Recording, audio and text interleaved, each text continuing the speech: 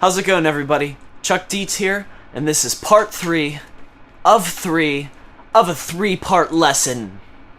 So are you ready for the next part? What's that? Are you ready? I'm asking, are you ready? Ready for this? Are you ready for this? Break!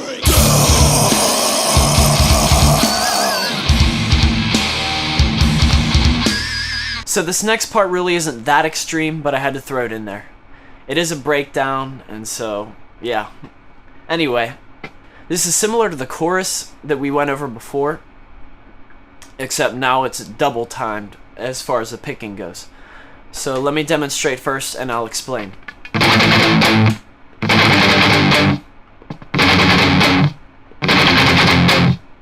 For the beginners, let me show you this slow.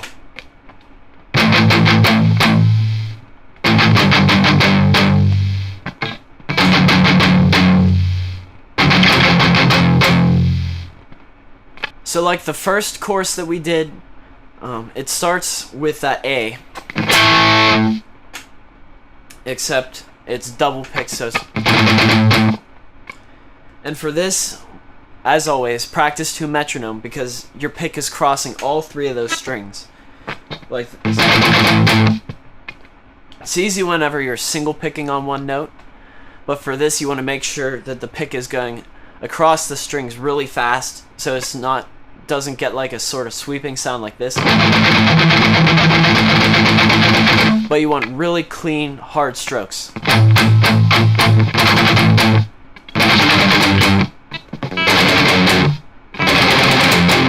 You'll also notice that I'm keeping my hand in a good position to palm mute all of this.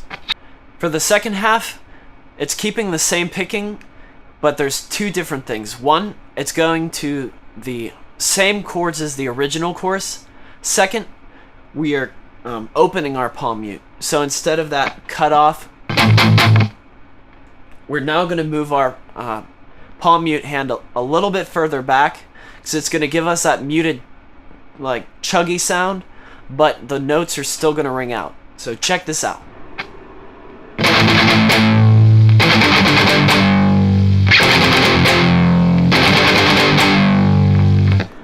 And for you songwriters out there, this is a really good technique to build up some intensity.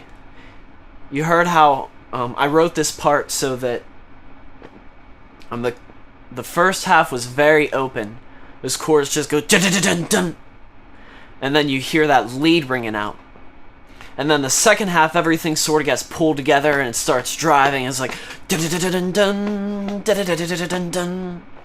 So you might want to try that in some of your songs.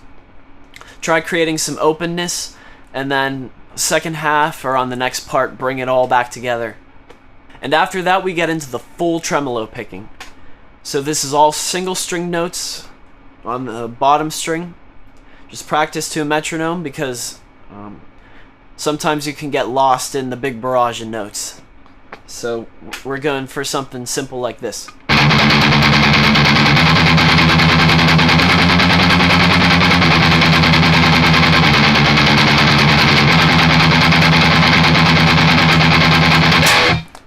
And then on that last chord, make sure you cut it right off.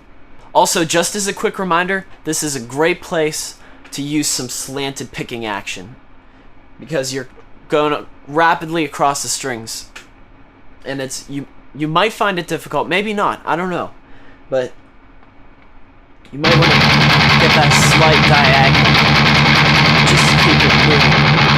So there's a lot of resistance there, keeping it completely parallel. And you might like the sound better too. It's up to you.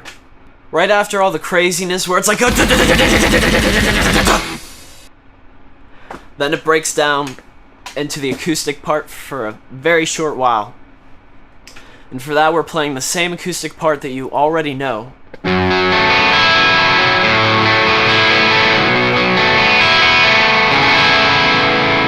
But just on that last chord, hit it all and let it ring out for a split second.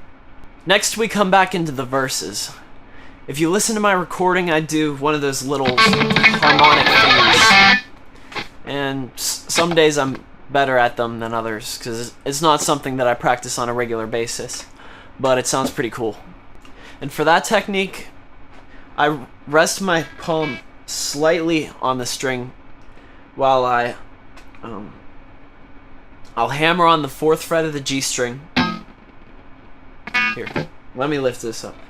Hammer onto the 4th, then I'll pull off to the 2nd fret, and then pull off to the open.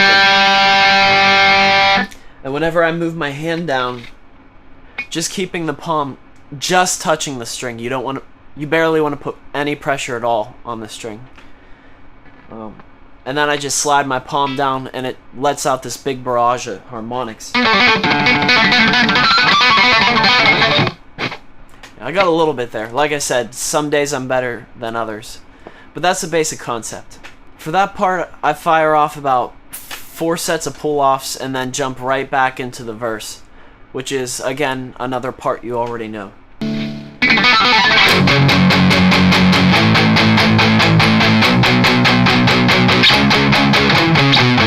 So you pretty much know the rest of the song already, but I'm going to go over just a few small nuances. So, whenever it goes back into the pre-chorus type thing, I guess that's what you call it, the first half it plays all the way through to that chord,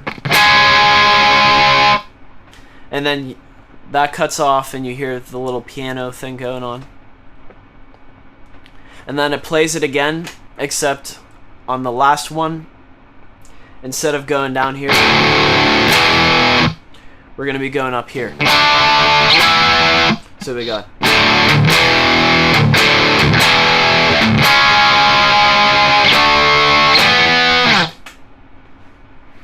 Finally, the very last part of the song is the same as the intro, except it's all slow down and epic. And it goes like this.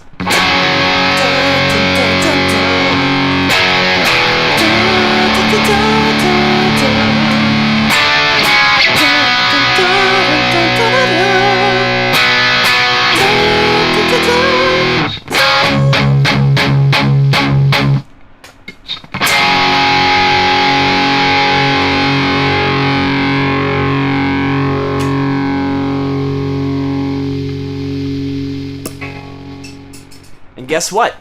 Now you know how to play the rhythm to Infinity Mijinion.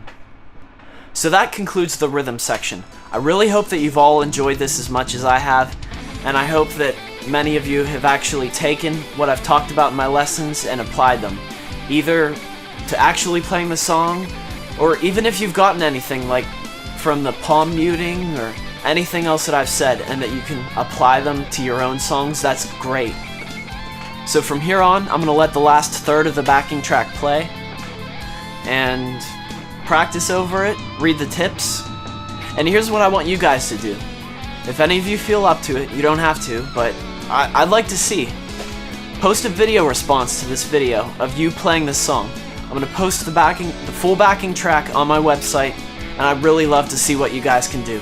Lead players, hold on. I'm going to get a cover this week, and then next week we're going to start on the leads. So get your fingers all warmed up, get your exercises down, and we're going to rock.